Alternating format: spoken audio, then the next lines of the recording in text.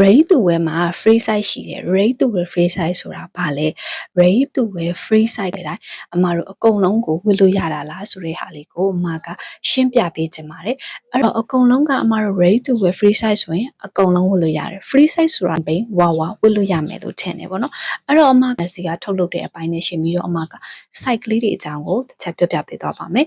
အမတို့ရှိမှာ free site လို့ပြောပြတာနဲ့အမတို့ကထုတ်လုပ်သူဆိုရင်ဒီအကြောင်းအရာလေးတွေဒီ site ကလေးတွေကိုနားလည်ထားဖို့လိုပါတယ်အဲ့တော့အမတို့ free site မှာအမတို့က3 site အနေနဲ့အမတို့ပြန်ခွဲပါတယ်အဲ့ဒါကတော့ number 1ကပါလဲဆိုရင်အမတို့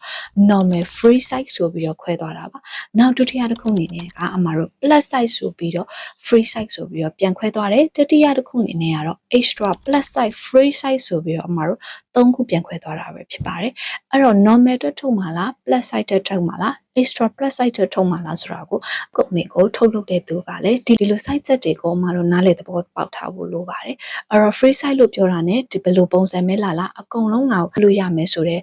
ပုံစံမျိုးဖြစ်နေတာပေါ့နော်အဲ့တော့တကယ်တော့အမတို့က free site မှာလည်း site တွေရှိပါတယ်အဲ့တော့ကိုကဒီလိုမျိုး free site လို့ပြောတာ ਨੇ ဝယ်ယူလိုက်တယ်ပြီးတော့အိမ်ရောက်တော့အမတို့ပွားနေတာမျိုးပေါ့နော် online ကဝယ်တာဒီပုံ